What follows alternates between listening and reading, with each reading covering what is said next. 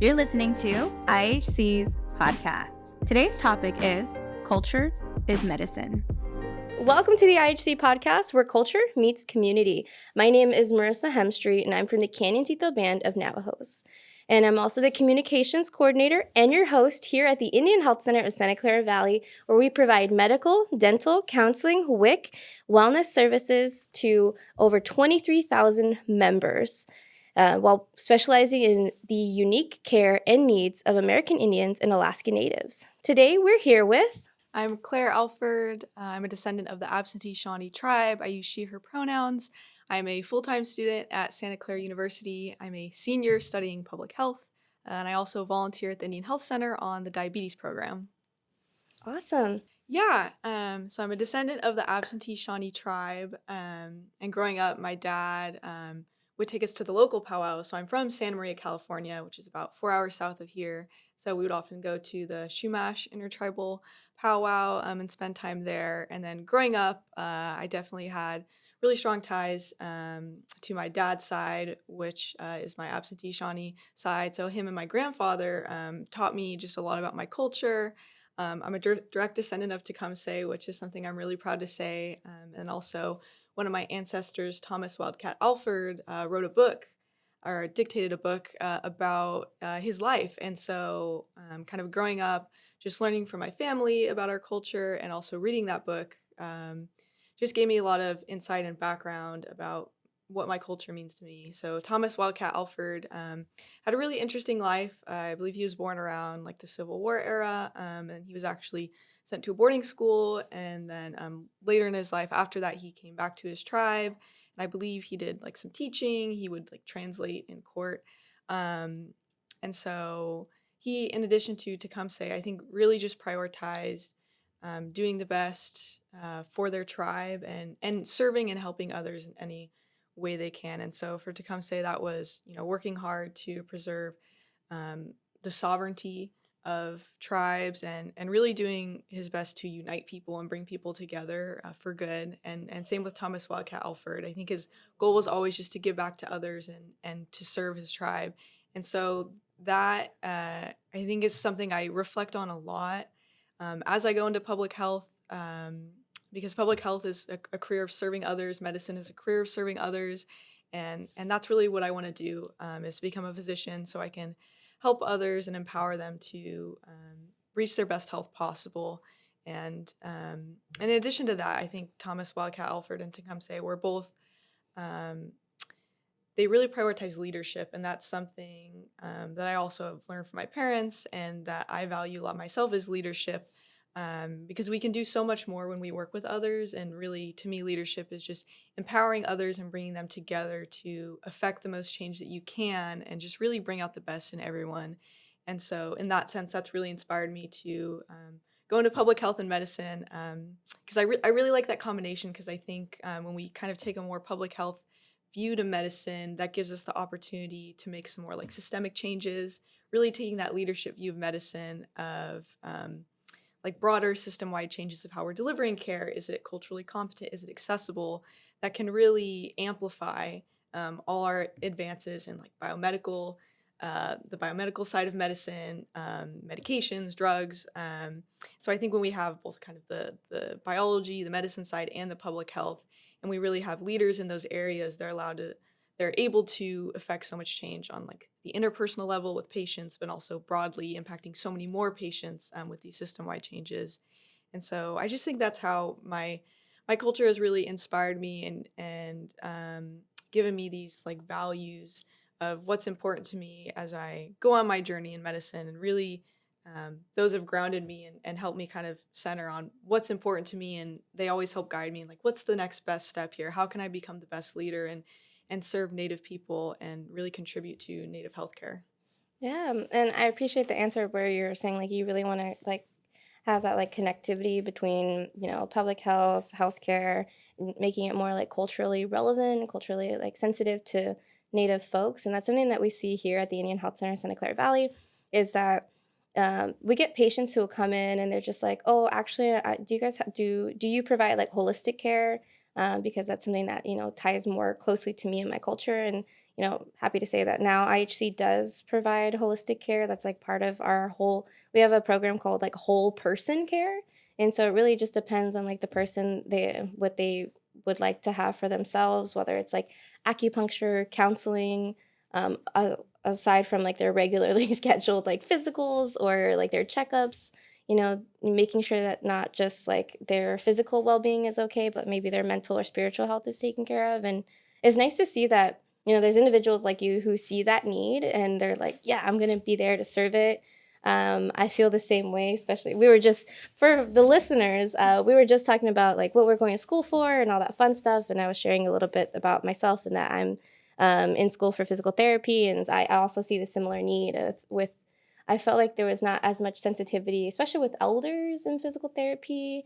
I don't know if you know of any elders who have had like knee replacement surgeries. And then at the end of the year, even after that surgery, like they are still not able to like move. And it's not so much that they don't have access to that physical therapy, but it's that the physical therapists or the doctors, they don't explain the relevancy of physical therapy. And my little sister, she's an X-ray technician, and she gets to work with on the osteo side of things and gets to sit in on those surgeries. And there's so many patients who've had knee replacements that are native, because she's in the Albuquerque area. So she's with my Navajo and Pueblo cousins. And she's like, a lot of those surgeries aren't for knee replacements. They're actually to break up the muscle tissue from the people not doing physical therapy and like not really getting the importance of making sure that they move that knee so that way the scar tissue doesn't build up. It's insane.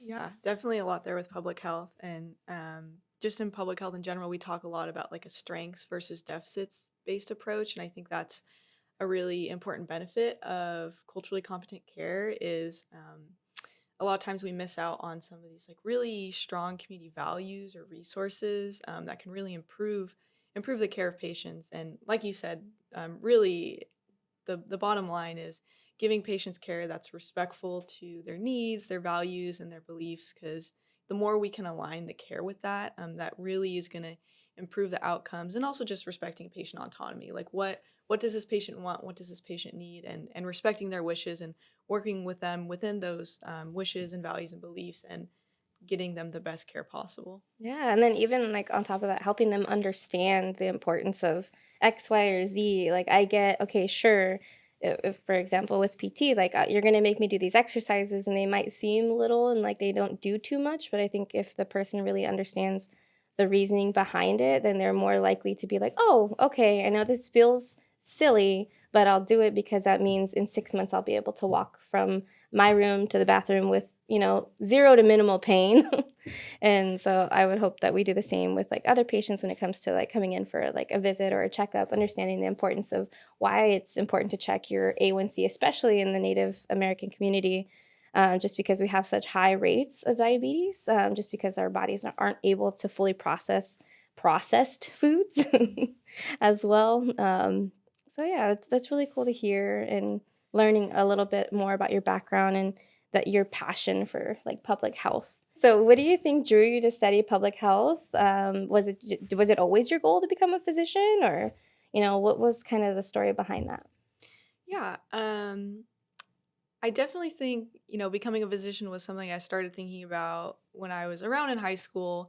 But I've definitely been really proactive in like as I've gotten older, like being open to other career paths and seeking out experiences that really confirm to me that this is what I want to do. And that definitely has been the case. Like every experience I've had some really amazing experiences, but it's like, okay, I really like this. I didn't like this as much. And that's really just confirmed to me that like, yes, medicine is what I want to do. And then the public health, I really think I came into it. I actually taken a really short, it was like an online course on Coursera or something like that about public health.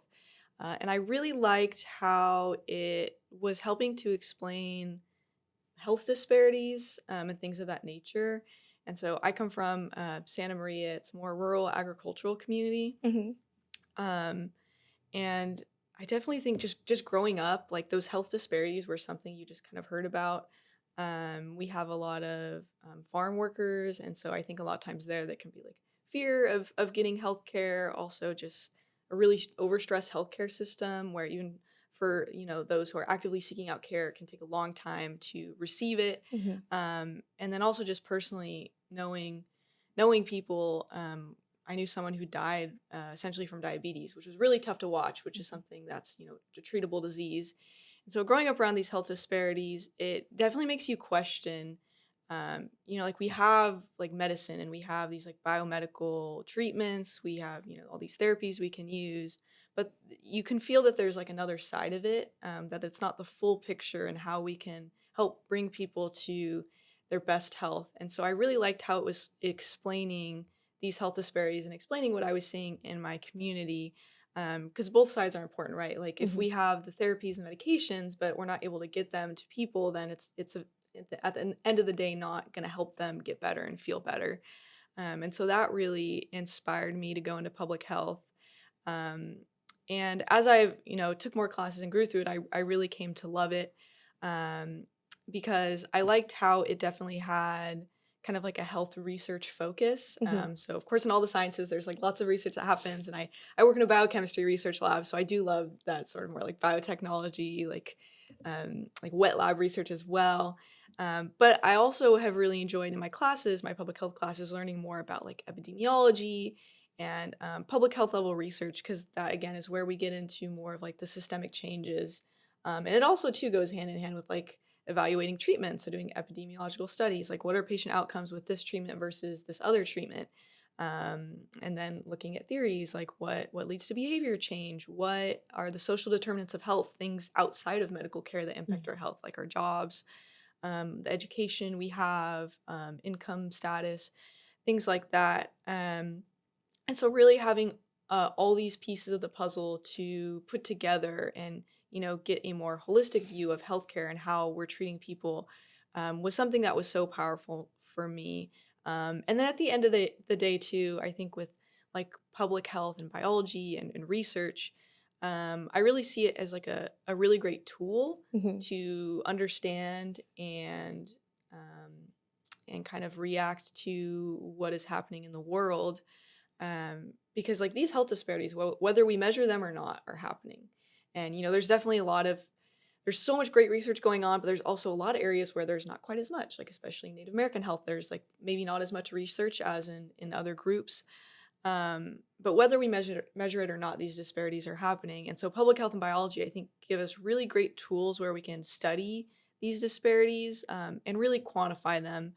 And that can often be really helpful for like policy change or starting new programs, getting funding, because one, you can like quantify the issue, like what's really going on here. It is really important to observe things, and lived experiences are super important, but it can also help to be like, hey, let's measure this and see what's actually going on. Is this what we think is happening? So first of all, you might learn something you didn't know before. But second of all, even if it was what you expected, having that hard data can be really helpful when we're trying to push for those more systemic changes of how care is delivered, where care is delivered, how we can improve accessibility and cultural competence of the care. So I really like public health and biology in that sense, where it's just providing such great tools to work alongside and with the lived experiences people have to really improve the healthcare and the health outcomes. Yeah. I definitely see that, especially in like working here at the Indian Health Center of Santa Clara Valley, how you're talking about like the health disparities, and like there's so many like determinants of a person's health, and that only like seeing the doctor only accounts for 20% of your health, and whether or not like you're maintaining good health. And the other 80% is like socioeconomic factors, like you're saying, like your job, where you live. A little bit is about your race, your income status, and school also plays a role in that. And then there's other like environmental factors, like whether or not you live next to a freeway where there's like more gas and things like that. So it's nice to hear that you're also like aware of those things, and that these things are, readily being taken into account, and, being used to help us, collect data. So that way, if we do have an initiative that we want to pull for, that it's easier to show the proof of like, okay, this is what we need and this is why, as opposed to, when it comes to like politics and you ask folks like, oh, we need this thing. They're like, okay, cool, but go show us the proof. And then so that way you guys already are coming up with the data, and then even sharing that, bettering the type of data that's being collected when it comes to American Indians, Alaska Natives. One thing that I learned recently was just like the high death rate when it comes to women being in car accidents because of car seats, because car seats were not created for women. They were created on like male, like based on the male body type, and that women have a higher death rate because of that disparity, that it was mainly made for men, not so much women. And it's just like the placement of like the seatbelt across the woman's chest, and that we're typically smaller humans than males. And so I was like, wow, I was like, so because I'm a woman and because the study wasn't made specifically for women, I have a higher chance of dying in a car accident just because of the way I was born. Like that in my head, I don't know why, that was just like, I was like, wow, that's insane. And you just see like the importance of like the data that's being collected and making sure that it's representative of all groups, all genders, all sizes. Yeah, it's really great having, more data. And that was something I encountered a lot too. In my public health classes, we do a lot of like end of the quarter projects, kind of like a capstone to the class where sometimes or oftentimes we're reading a lot of research that's already been done and then maybe formulating a new like, theoretical proposal for a program or proposing some new type of data collection or something like that. And even those projects really just showed me that like oftentimes there's not a lot of great data on a lot of health issues impacting Native American people, and oftentimes when there is data, it can be really old.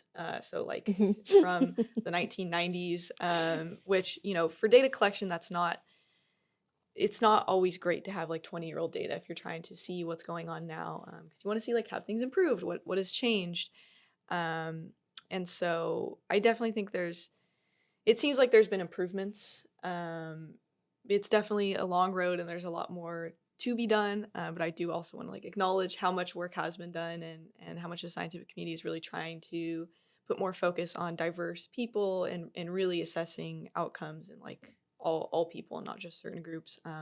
But needless to say, there still is more work to be done, but I'm confident that we have a lot of really great scientists in training now, like people I'm going to college with, people in grad school, that have some really great perspectives, and a lot of this is, really being talked about a lot more. And so I do have hope that things will get better. But of course, it does take time. Research studies take so long to conduct, right? By the time you propose it, get the funding, carry it out, get the results and publish it, that's years. And so we'll do our best to get there a little quicker. But I do have hope and that things will get better. And I think that's, at the end of the day, that's what we need, is just to keep working and keep pushing and do what we can little by little. Yeah, and maybe one day seatbelts will be safer for all women. You're like, that wasn't on my radar, but sure. So as senior chair of the Santa Clara Powwow and the Native American Coalition for Change, is that? Yes. I was like, whoo, I know it's NACC, but I was like, I remember the name because I have your guys' sweater. What do those roles mean to you? Yeah. So to me, it's less about the role and more about how I'm able to be engaged with my community. So just to give a little bit more background, so I'm the senior chair of the Santa Clara Powwow. I've been working on it since my freshman year. So the first one was actually before I got here in like 2019, I want to say. Then there was the pandemic, so a little hiatus, and then we brought it back in 2022. And I also, too, have helped plan the Bates Powwow, the Bay Area American Indian Two-Spirit Powwow, also in 2022. So that was the first one I ever helped plan. So I've been doing that for about 4 years now. And then the Native American Coalition for Change. So I'm the president of that, and I've been working on that since my freshman year, too.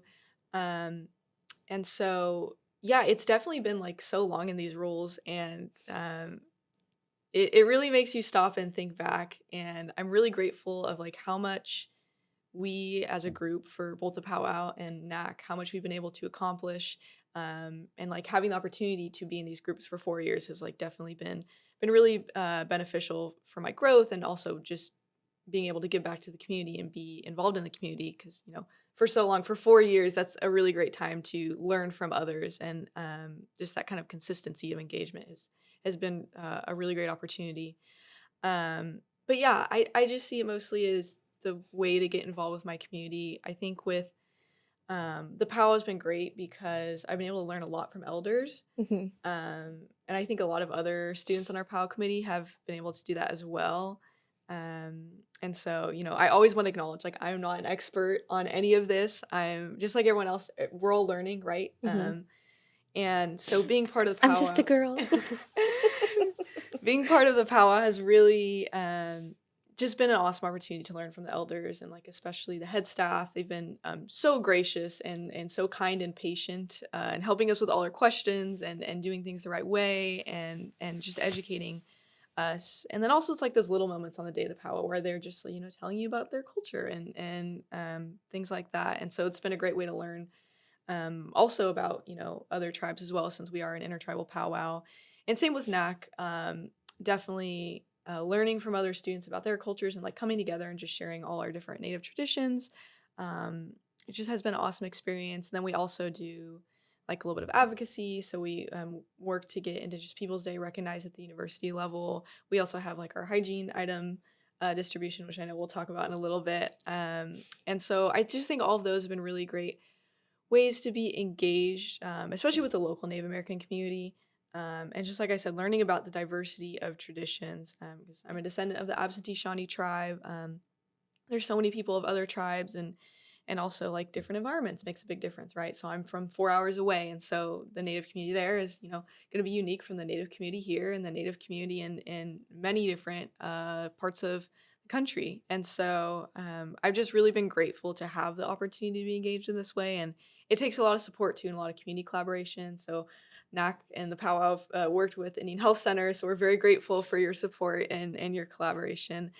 Um, and so, yeah, I mean, it really just is a two-way street. I'm just very, very grateful to have had these opportunities because they do take so much support from you all, the broader Native community, lots of organizations, and then within the Santa Clara campus, we have a whole lot of support. So, yeah, I guess it's to me when I think about it, it's really not about the roles and more just about like all these amazing experiences that I've been able to have, and then all the people I've been able to have them with. So, people who've been our club, who've been helping with the powwow, and those long-term relationships we fostered. Like we even have someone who she graduated, and I think she's working in San Francisco, but like she comes back to volunteer. My parents will come up to volunteer. I think my brother's going to come this year.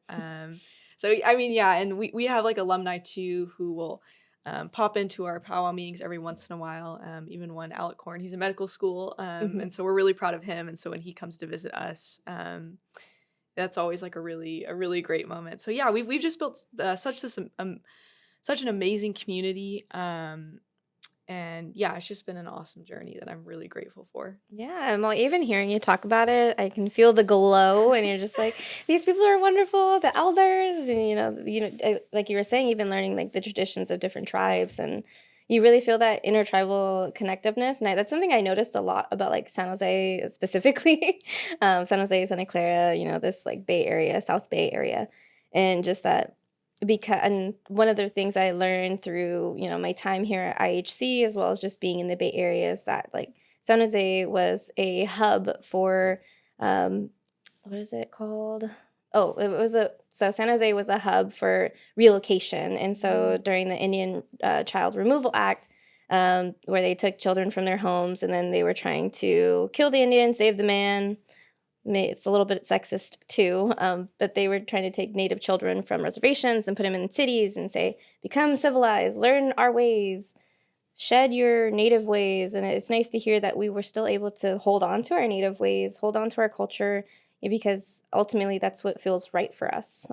It keeps you grounded and it helps you feel like this sense of belonging. And I really see that resilience, especially here in this intertribal community. And I feel so appreciative for not only having like Navajo grandmas, I have Lakota grandmas, and I have folks from the Maloney tribe who I'm close with, and I just really appreciate them sharing their ways.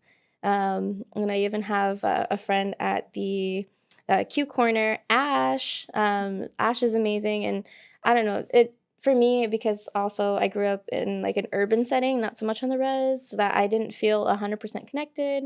And my dad had trauma with like Navajo Nation just because, um, growing up in the boarding schools, not really boarding schools, but like just growing up in like more like Catholic schools, and they were kind of discouraged from speaking their native language. And so with him, he didn't feel super close to it either.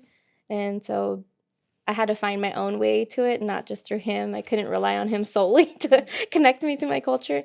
Um, but it's nice to hear that you got to see what that community is like, especially at Santa Clara University, and continuing to see that in NACC, where folks who've already graduated and they're like, this was so amazing, I'm going to go back and pay back, like, giving their time. Like, that's amazing to hear. And that's so nice to hear that, NACC was able to, really create that environment and continue fostering it, and that folks are just inspired to come back and give back. So that's awesome. I'm happy for what you created. And I'm like, it makes me feel like so nice and fuzzy inside.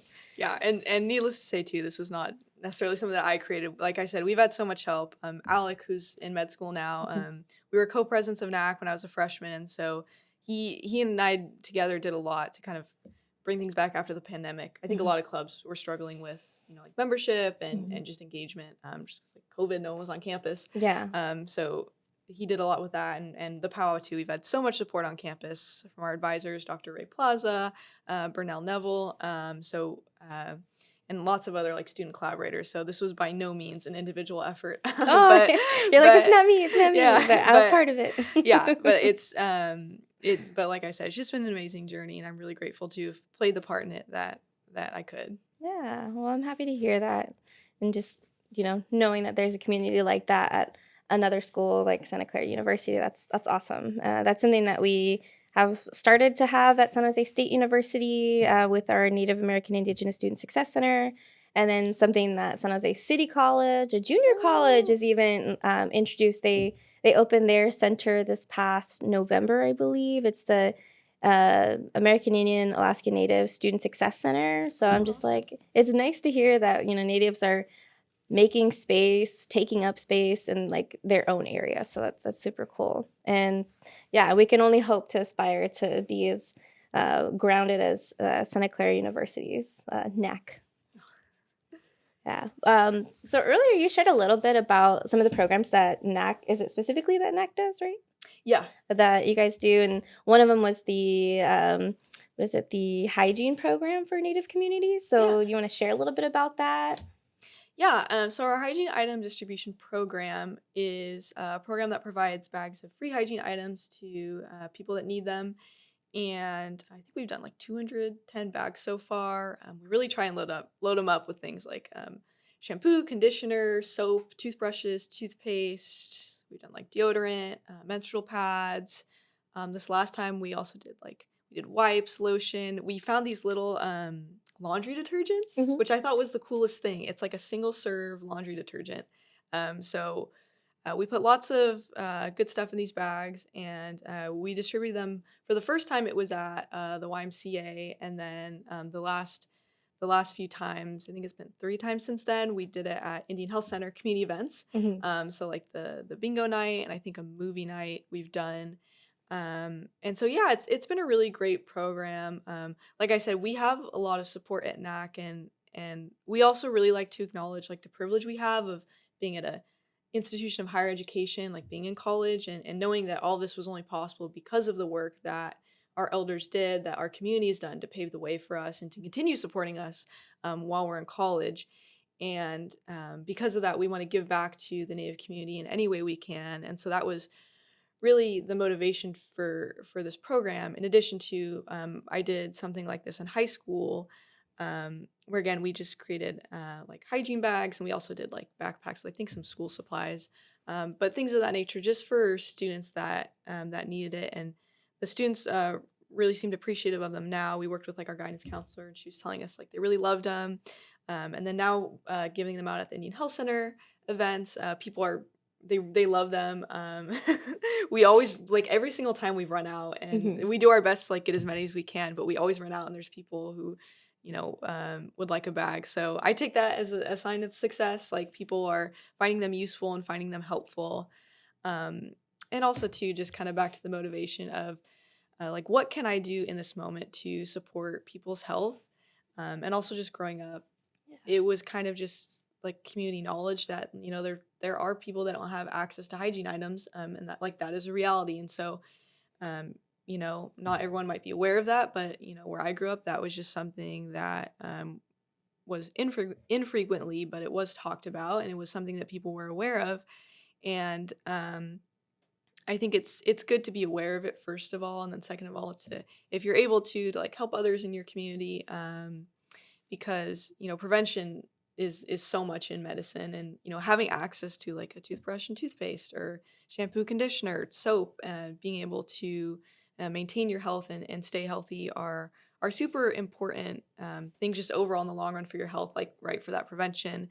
And also too, it's just something that we as students can do at this moment. I think with healthcare, you can probably relate. There's definitely a big feeling sometimes of like wanting to do more, but like for good reason. Like if you don't have the credentials, sometimes there's not a lot you can do, right? Like I'm not a doctor, I can't diagnose people, I can't prescribe people medication. There's a lot that I can't do in this moment, but a better way for me to think about it is like, what can I do in this moment to help others? And I think this is a really like tangible way to have an immediate impact.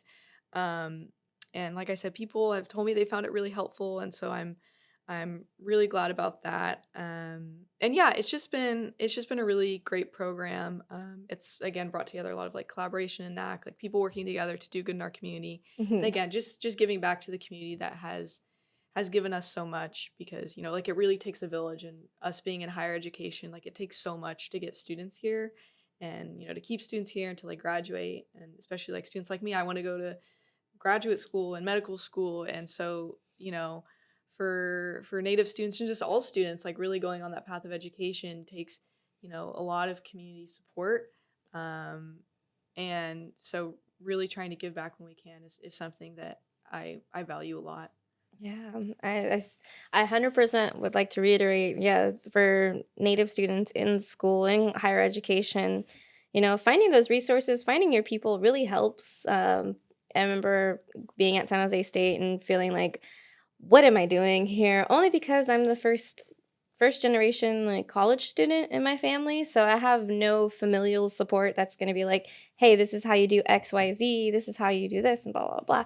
And then also starting at San Jose State as a transfer student was a hot mess. San Jose State was amazing, but just like the first like couple weeks, I was like, where do I go? Who do I talk to? And then, working with an advisor from there, my first one, it was a little bit challenging because he was under the impression that I like had already been going there. I don't know if he even read my paper, but I think he saw like, oh, she's a junior, she's got everything. And he was kind of like, yeah, don't you know about this? And don't you know about that? And I was like, no, I do not. This is my first time here. And he was just like, oh. And so once I finally got an advisor that was, a little bit more able to explain things to me and kind of take that time to lay out the roadmap, I felt a little bit more supported. And, eventually I found my grounding, but like for the first week or two, I was like, where do I go? Who do I talk to? Help. And the thing that ended up being like my lifeline was Elisa Aquino. She is the head of the NACC program that they have there, the SJSU staff program leader there.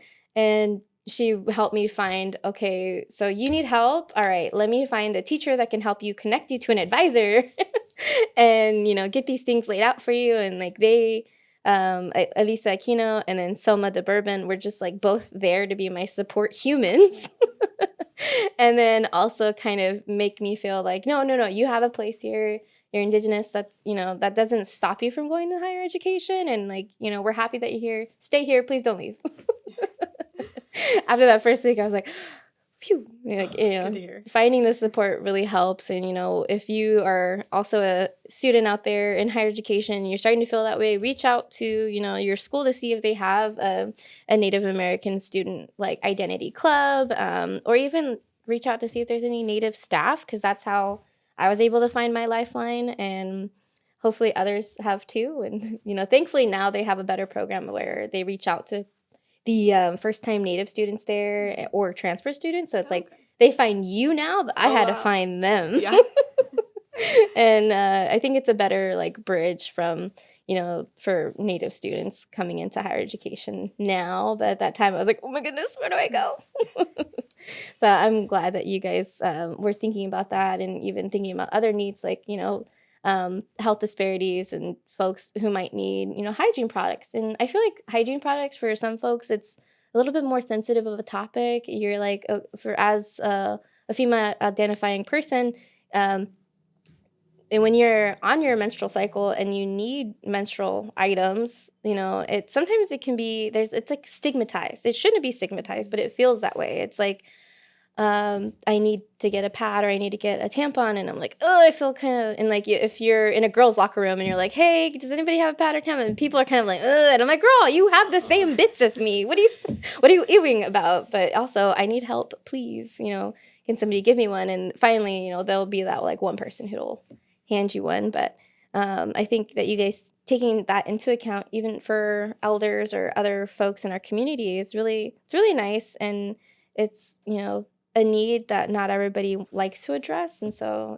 we appreciate NACC for providing those items and toiletries for our community members, especially at like our movie night or our bingo night. And then plus, like, you also get to come hang out and watch a movie with us or play some bingo and win some prizes. They have some pretty cool prizes. I was going to say gruel, and it gave me like Mean Girls flashback. I don't know if you've ever seen Mean Girls. No, not yet. Oh, it's a classic. But the girl gets tongue-tied when she's talking to a guy, and she's like, she went between cool and not rules, and she said gruel or good and cool, something like that. Sorry, ADHD. No, you're so good. Yeah. One of the other things that you mentioned too that you got to push for was the Indigenous Peoples Day at SCU. What was the outcome, and like, how did you push for it? Yeah, so this was in my sophomore year. There was a really big push kind of university-wide for recognizing Indigenous Peoples Day as an academic holiday. And so there were a couple things that NACC did. So one was we helped write a resolution for the student government that was really like reinforcing like, hey, maybe we should recognize Indigenous Peoples Day as an academic holiday. And so that was one of the first things we did. But then also we did a lot of programming on Indigenous Peoples Day to really kind of like follow up and provide momentum. And so I worked with my NACC team, and we had Alex Perez took the lead, and I helped her plan Indigenous Peoples Day Fair. So we had like student groups tabling, there were Aztec dancers, there was fry bread. So yeah, lots of good stuff there. And so that was like a really cool event day of. And then after that, we had an hour of remembrance at the Mission Cemetery. So it's right next to the Santa Clara Mission. So for those that don't know, Santa Clara University is a mission campus. So we're built like around Mission Santa Clara. And so right next to the mission, there is this cemetery, but it's unmarked graves. And so there's actually a lot of people who don't really know that it is, a grave site. I mean, like I definitely see people sometimes like kind of trying to like hop in there, like dangle their feet over the wall, and because there's like roses in there, it's definitely landscaped pretty well. And so I mean, it's locked up as well, but I think a lot of times people just don't know, like especially when I see people trying to get in. And so what we wanted to do with our remembrance was we wrote out a statement. We read it like every 10 minutes for an hour. And we were just recognizing, one, the unmarked graves on campus, just to provide some recognition and make sure they're not forgotten. And two, just all Indigenous lives lost on campus, since we are a mission campus. So, we're a site where there was, colonization of Native people long ago. And so the university does do a lot to try and like reconcile. And so, I do want to acknowledge there's a lot of work being done, but also too, it's, good just to have some education around this, because there's a lot of students too who just don't have a lot of great knowledge about what the mission system was and like, what does it mean that we're a mission campus? Mm-hmm. Like growing up as a California high schooler, like we learn a lot about it. But sorry, you're good. College, I realized like a lot of people in other states, like might not have learned about this at all. And so, really having no idea that this was like a site where like Indigenous people were colonized and like the atrocities that happened. And so that was the idea with the Hour of Remembrance. And so kind of with those three things, we had a really big push. And then after that, the university did decide to recognize Indigenous Peoples Day as an academic holiday, which was a really great outcome. We do Indigenous Peoples Day programming every year, and we would have either way. But it's really great now that we have the day off at school, because I think it gives people the opportunity to really like take a day and focus on Indigenous and Native communities, how they can take action, support these communities, learn from them. Because like I fully acknowledge like everyone's super busy. Like everyone has a life, and people are trying to get to grad school, they're trying to get jobs, they have homework, they have essays due. I'm like, I get it. I totally get it. People have class. And so, while we do want to educate people, like I also want to be sensitive, like, hey, like people have lives and everyone's doing like their absolute best. People have so much that they're doing. They're supporting their families, they're working, they're going to school.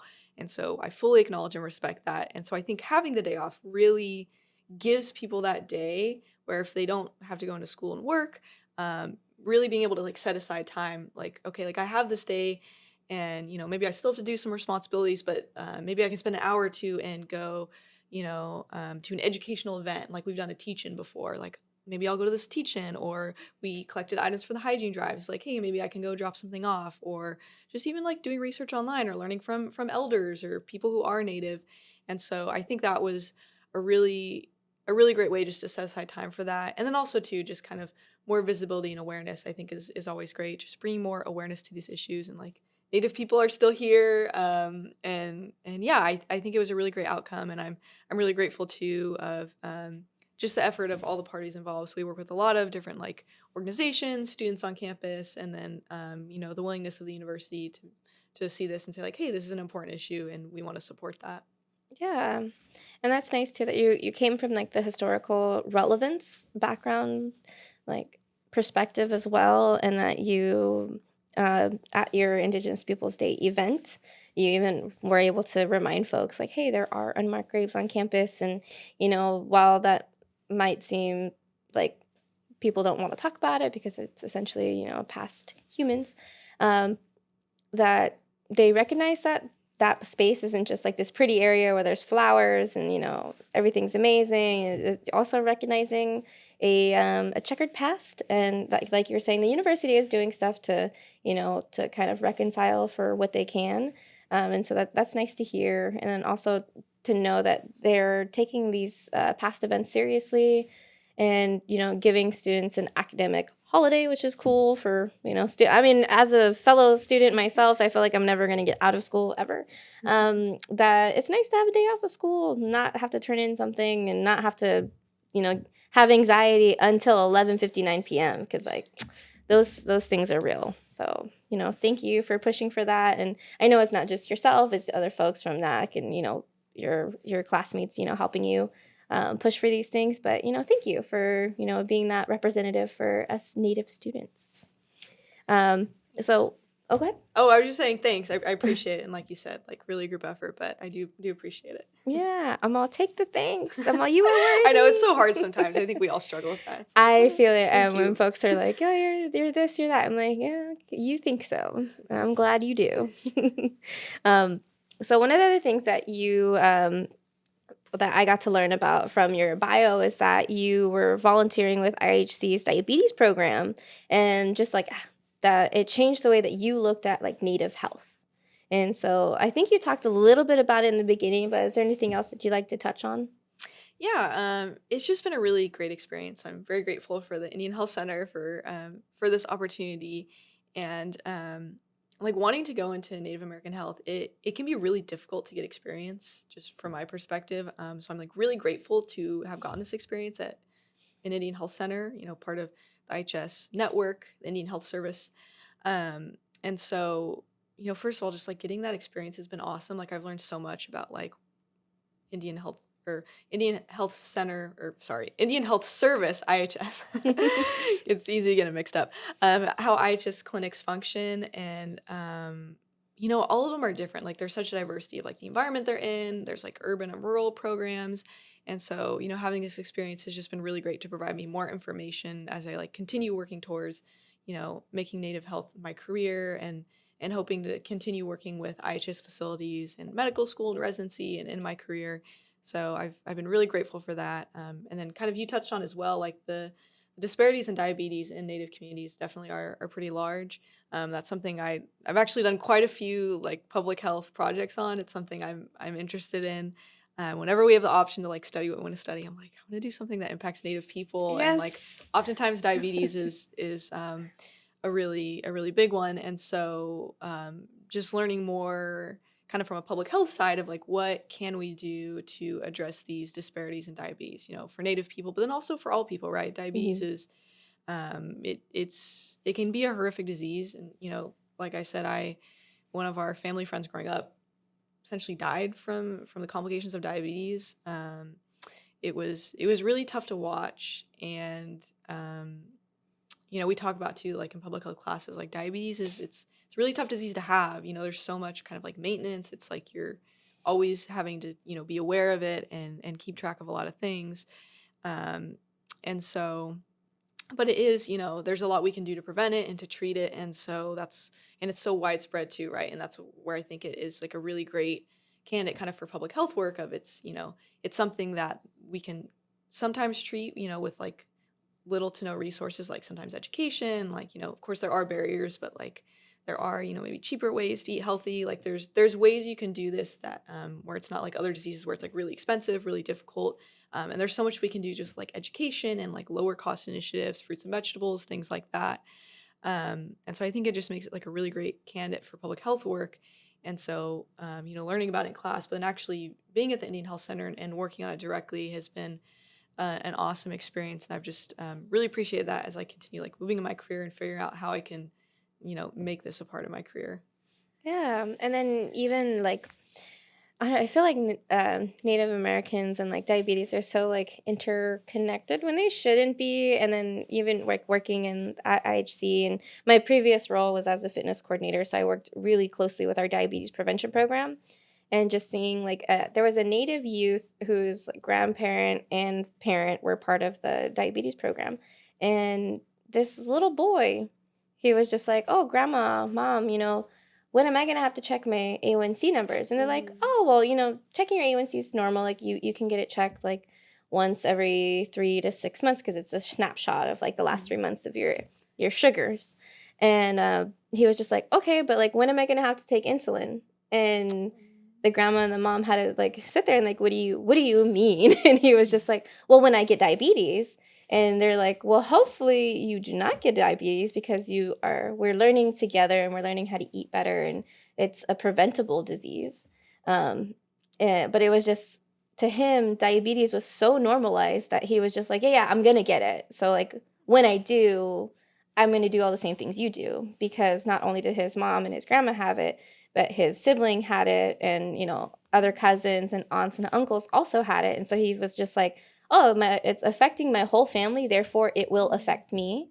And so I would hope that we try to denormalize that like way of thinking, even teaching like our youth, like this is not the norm. It doesn't have to be. And there's so many ways that we can go about making sure that we eat healthy, we, participate in healthy activities, like going on a walk, playing with kids, things like that, to make sure that this type of preventable disease continues to stay preventable and not, be a norm in anyone's family. That's the goal.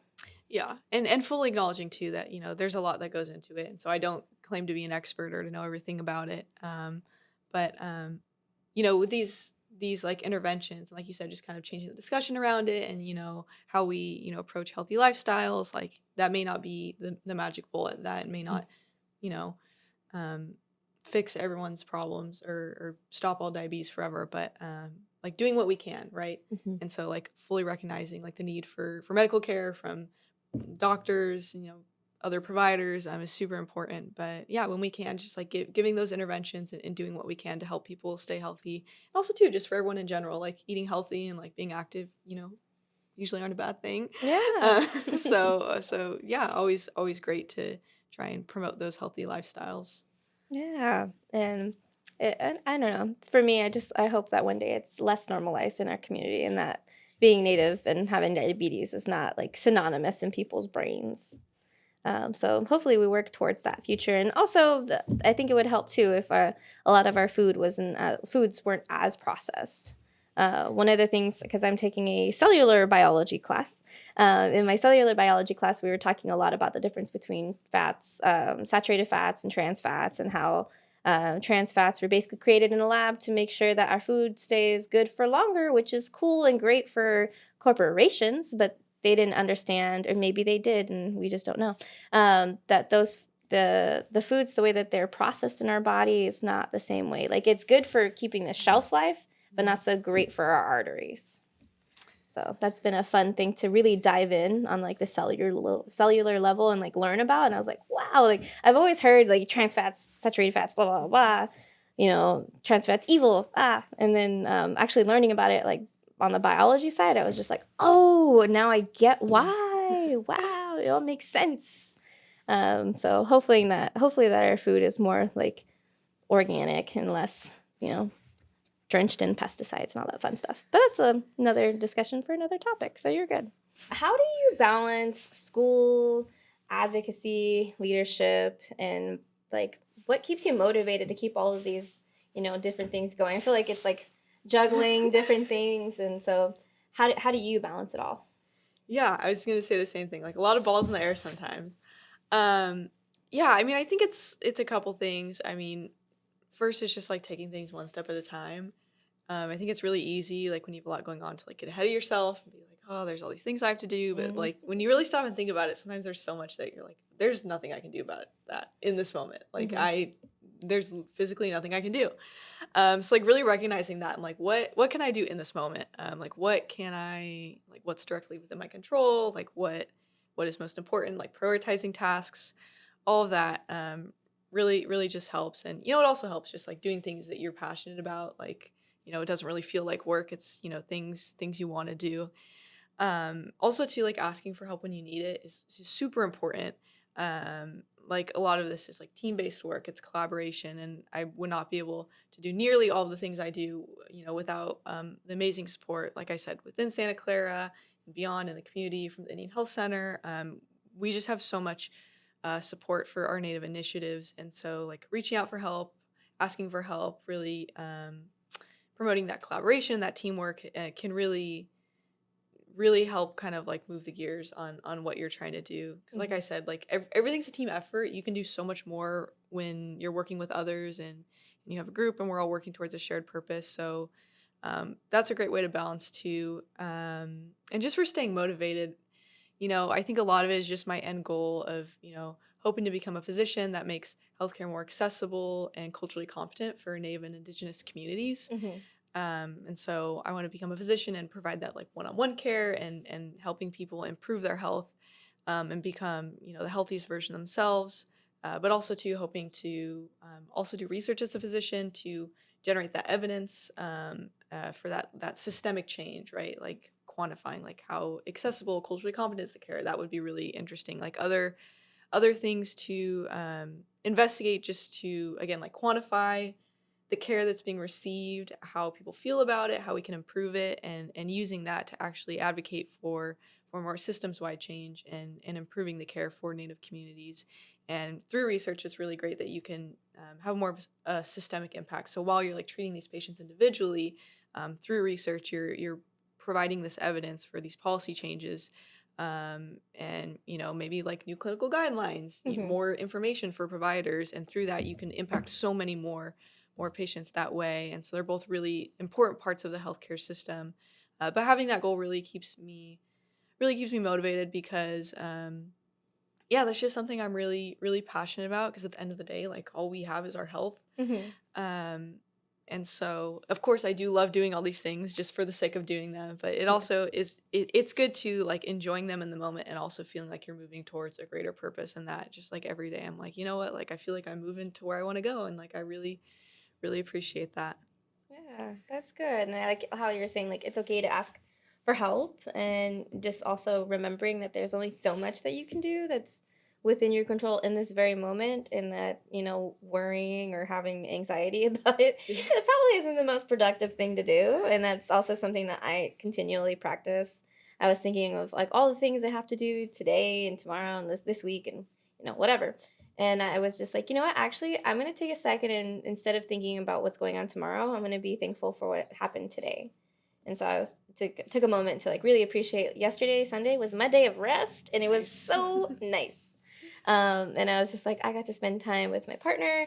we got to watch movies and just like not do anything productive, which was very nice because I am also like you and I'm go, and I'm going to do this and I'm going to do that. I am doing all things are possible. Like very motivated when, especially like Monday through Friday, but like on the weekends, I've been trying to take a moment and slow down. So that's nice to hear that, even giving yourself that like reality check. And, as a Native student, especially in like the public health realm, do you have any advice for folks who are going to go into public health or community leadership? Yeah, I would say, first of all, just like get involved. There's like so many great things to be involved in. There's so much to learn. And there's something out there for everyone. So no matter what your interest is, there's going to be a program out there, an organization out there to get involved with. So I would definitely start there. And also, kind of goes back to learning from your elders. Like they've been through a lot, they've lived a lot of life. So learning anything that you can from them. And, that's also just kind of something I learned from a really young age, and that has been a really guiding principle in my life. Is like, you can learn something from everyone. Mm-hmm. Every single person I meet in this world, like I have learned something from them. Like it may not be a big life-changing moment. Like it might not be altering your career plans or like this big enlightenment, but like every single person you meet, like you can learn something from them and they have stories to tell. And so that's something that I always have practiced and thought about. And so like that goes for like learning from your elders, but also like learning from everyone. Like there's fellow students you can learn from your professors. Like even if you think like, oh, this class isn't really my field, like, this is probably the only class I'm going to take in this subject. Like you can learn something really amazing. You can improve your critical thinking skills. You can learn from the professor. Like they've had some really cool life experiences. So always like learning from others. And then also too, especially for like college students especially, there's like a lot of good summer programs too. So I always recommend people look at those. I did the 4 Directions Summer Research Program at Brigham and Women's Hospital and Harvard Medical School last summer. And so that was a research program for students interested in Native American healthcare.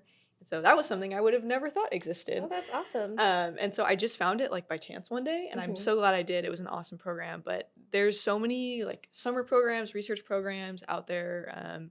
And so there's something out there for everyone. So no matter what your interest is, like you can find something. It's going to be out there. It might take a little digging, but do your best. And yeah, I would say just like dive in. Like there's never going to be the perfect time to start doing something or start learning about something. Like with Powwow planning, I just kind of joined the base Powwow committee, and I was like, all right, I don't know that much about Powwow planning. I'm going to go, I'm going to learn, I'm going to do my best. And that's what it's going to be. And then now 4 years later here, I'm still working on the Santa Clara Powwow. So it's, you don't have to know everything. It's okay to just start things and not know, and people will help you. And finally, I just say that like, continue to have hope and motivation because, especially for a lot of Native issues, it can seem like there's not a lot of awareness or there's not a lot of work being done in the past. And from my perspective, it seems like things are starting to change. And I just have a lot of hope for the future that things will change.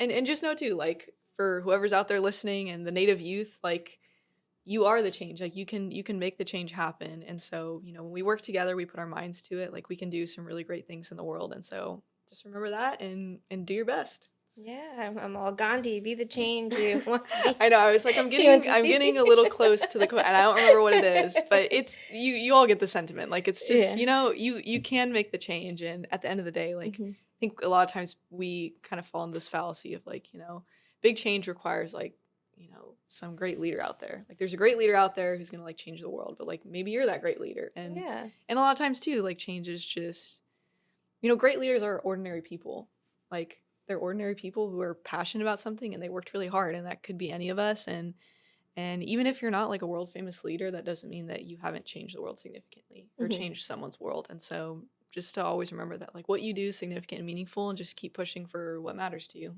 And what's funny is while we're talking, because you guys don't get to see the magic that's actually happening in the room, while you were talking, I was like, I could totally see her on a stage doing a TED Talk.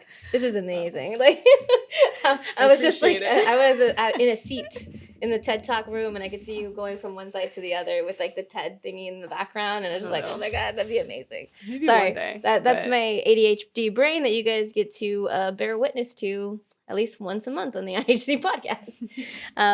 Thank you so much for joining us today. We really appreciate it, taking the time out of your busy schedule as a student, an employee, somebody who's a part of, different like student organizations too. So I appreciate it. So thank you so much for listening. If you like our podcast, don't forget to rate, review, and subscribe. And if you like our content, make sure you follow us on social media at IHC San Jose.